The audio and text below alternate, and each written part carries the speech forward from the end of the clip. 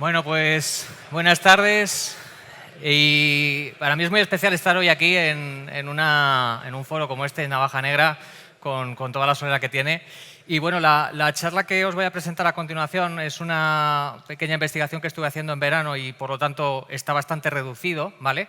Pero bueno, creo que también es interesante, aunque sea daros este punto de vista un poco más comprimido, ¿vale? Entonces, bueno, la charla se llama El traje nuevo del emperador, que para los que no hayáis leído el relato, spoiler, es un emperador que va en pelotas. Y bueno, pues básicamente uno de las razones de por qué acaba yendo desnudo es básicamente porque le han engañado, ¿no? Y bueno, pues reflexionando un poco sobre esto mismo, sobre el engaño en sí mismo, que veréis que la charla está repleta de cosas relacionadas con el engaño en sí mismo, ¿no? Pero reflexionando sobre esto, muchas veces el vector inicial de un ataque suele empezar precisamente a través de un engaño. Entonces, bueno, esto de alguna forma a mí me permite también conectarlo con la magia, ¿no? En la magia, como sabéis, se juega mucho con las matemáticas, se juega con la psicología de la contraparte que tenemos al otro lado, se juega con las expectativas, con la anticipación y se juega sobre todo con la atención, ¿no? Donde quieren que dediques tu atención para, en este caso, pues, hacer una serie de cosas en segundo plano. En este caso, como vamos a ver, para el robo de credenciales. La campaña que os vamos a presentar a continuación tiene que ver con Infostealers, que bueno, si no los conocéis, los Infostealers, tampoco es que nacieran ayer, ¿vale? Es decir, es una figura dentro del negocio del cibercrimen con ya bastante solera, podríamos decir.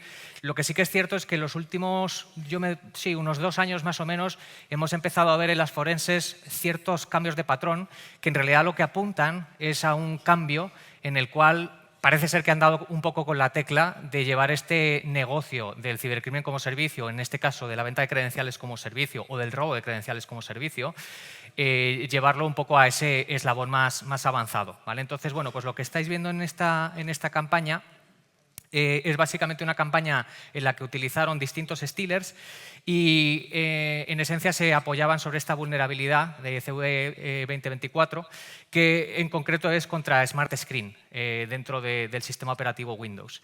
Como veis, una de las razones de por qué he elegido esta amenaza y no cualquier otra es porque tuvo un carácter muy focalizado precisamente en España, ¿vale? Es decir, dentro de esa taxonomía de víctimas, pues vimos que había un cierto interés o un cierto un carácter muy dirigido, ¿no? En este caso hacia víctimas en España en materia de robo de credenciales.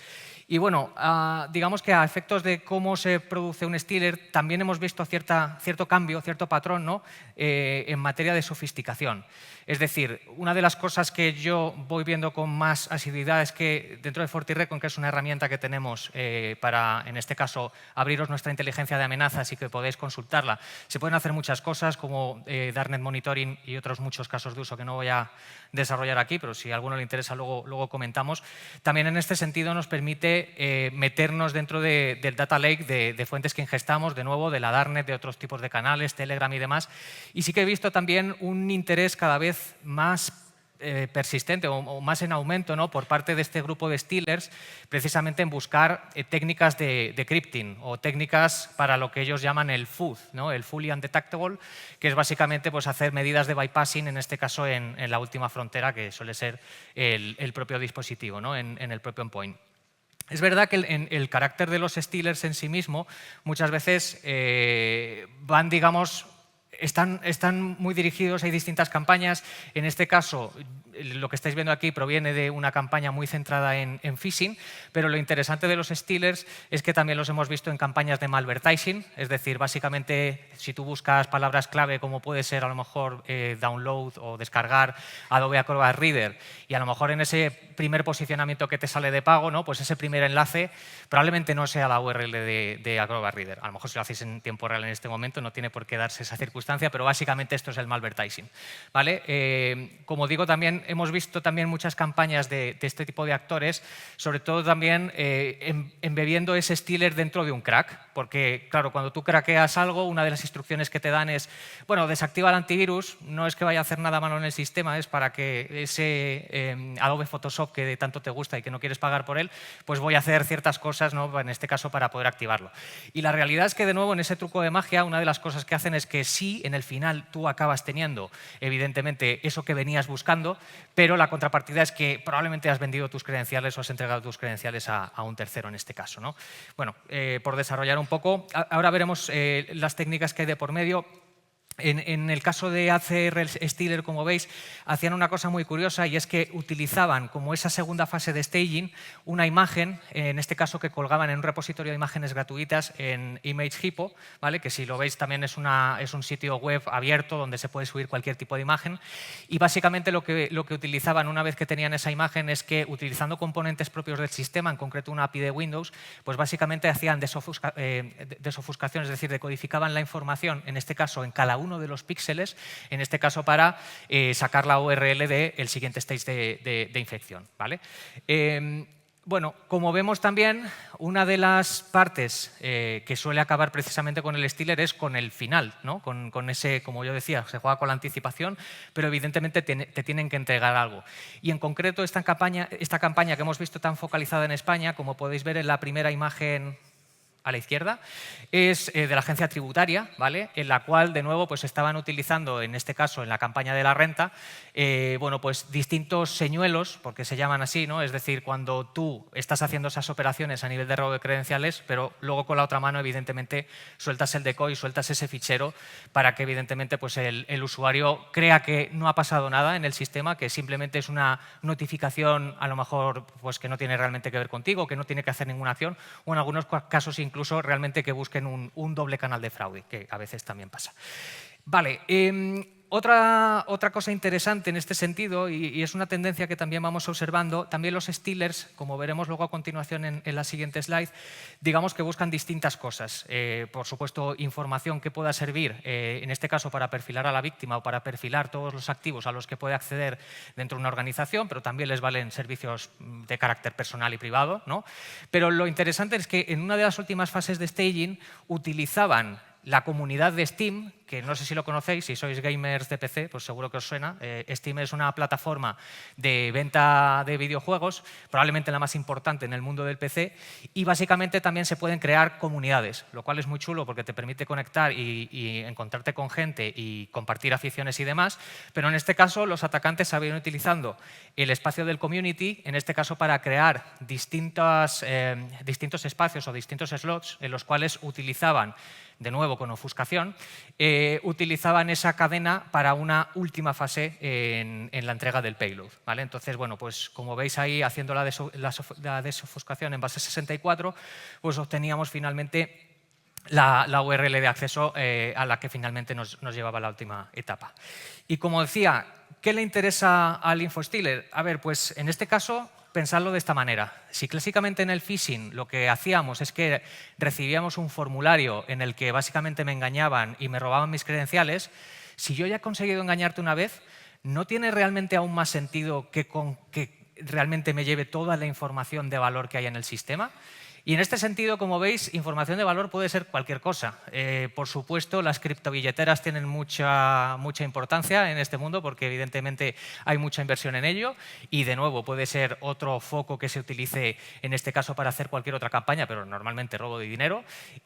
Por supuesto, también clientes de FTP para identificar, en este caso, si esa persona trabaja en una organización, pues qué tipo de credenciales tiene, en este caso, almacenadas. También los stealers atacan también a esas credenciales salvadas en el PuTTY, o incluso, como veis, servicios de VPN, password managers y, bueno, aunque no lo he dicho, pero al principio, si os fijáis también, una de las regiones más, digamos, que más les interesa a un stealer es el propio navegador, en concreto el almacén de credenciales, ¿vale? En el almacén de credenciales, al final, bueno, pues van a estar todas esas credenciales en el que cuando accedemos a un firewall de gestión o accedemos a cualquier otro sistema, bueno, pues esas credenciales están guardadas y, de nuevo, con el determinado conocimiento, si tienes sesión activa, que aquí está al principio de todo, pues vas a poder, en este caso, atacar al SQLite que guarda esas credenciales, deshasearlas y en ese caso, pues ya compartirlo con el servidor de comando y control y hacer ya lo que quieras, ¿no? Pasar a una fase posterior del ataque.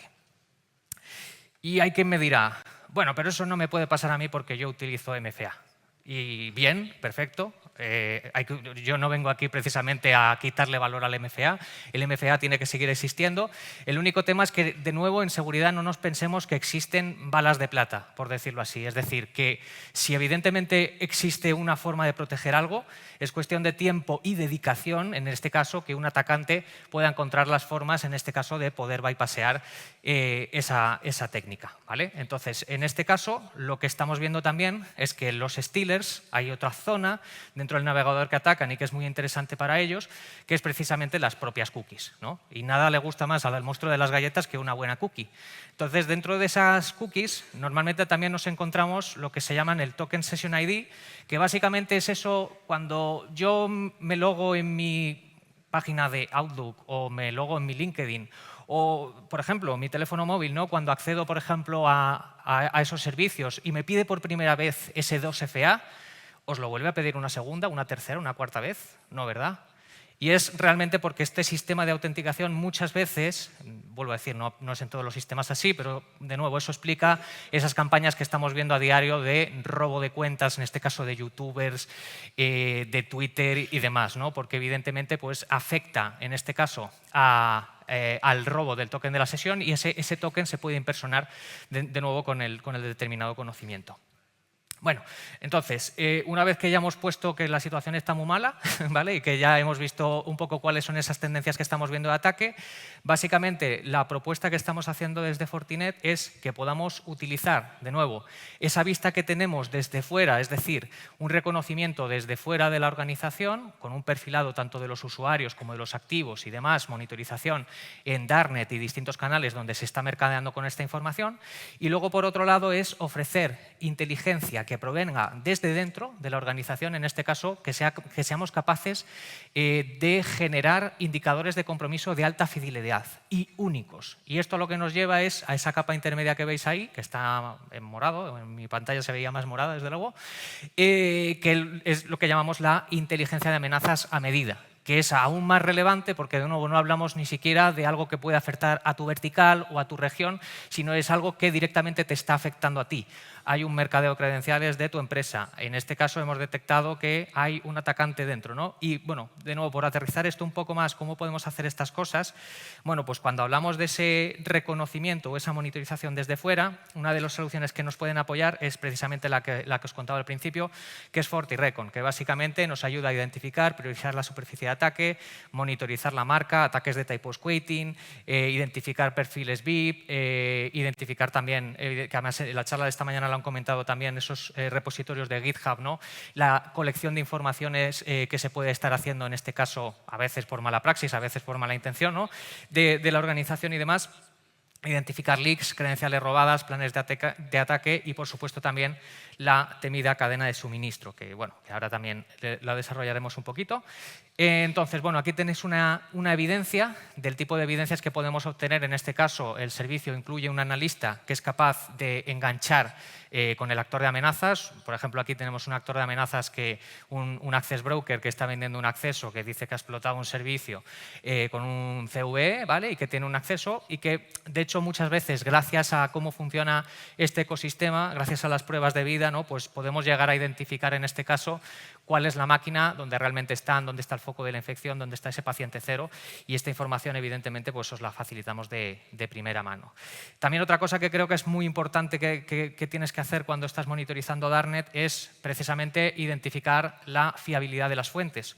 Si os gusta bichear un poco por la Darknet, veréis que hay muchas cosas. No todo lo que se dice en la Darknet es cierto y, por lo tanto, tienes que ser capaz de, a través de si conoces o no conoces al perfil, si eres capaz de atribuirlo o identificarlo con un determinado tipo de campañas o con un determinado tipo de actores maliciosos, ¿no? Pues en base a eso también os podemos dar ese contexto, en este caso arropado por el analista, ¿no?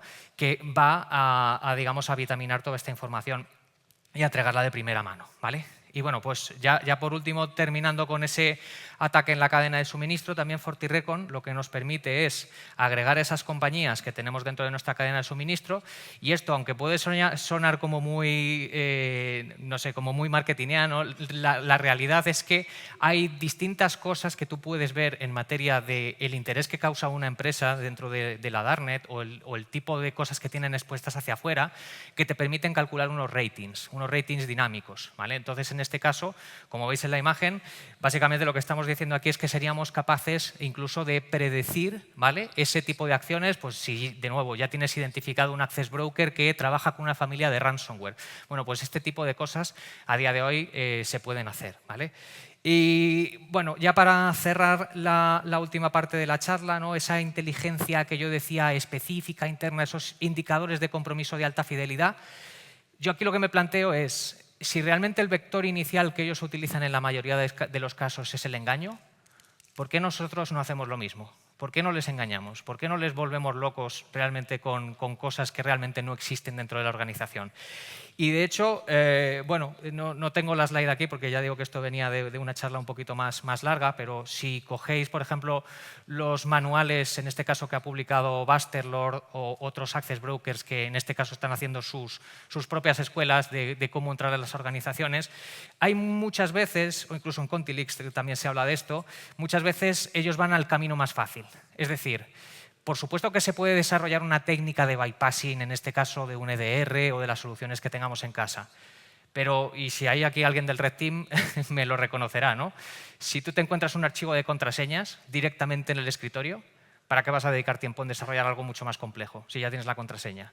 Bueno, pues de nuevo, jugando con esos principios de sabiendo cómo piensan y sabiendo lo que buscan, podemos generar en este caso esos tokens en forma de un honeydoc o en forma de distintos tokens que se pueden ubicar en distintas regiones del sistema operativo, el LSAS, el Windows Credential Manager. De nuevo, porque entendiendo cómo funcionan, y evidentemente esto también nos permitiría identificar stealers, podríamos llegar a hacer una identificación de cuándo me han robado esa información.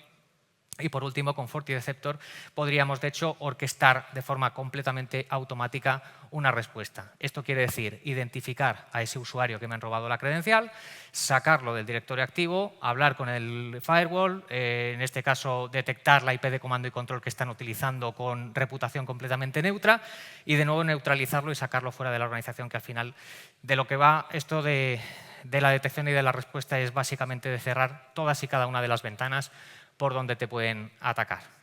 Y con esto, muchísimas gracias.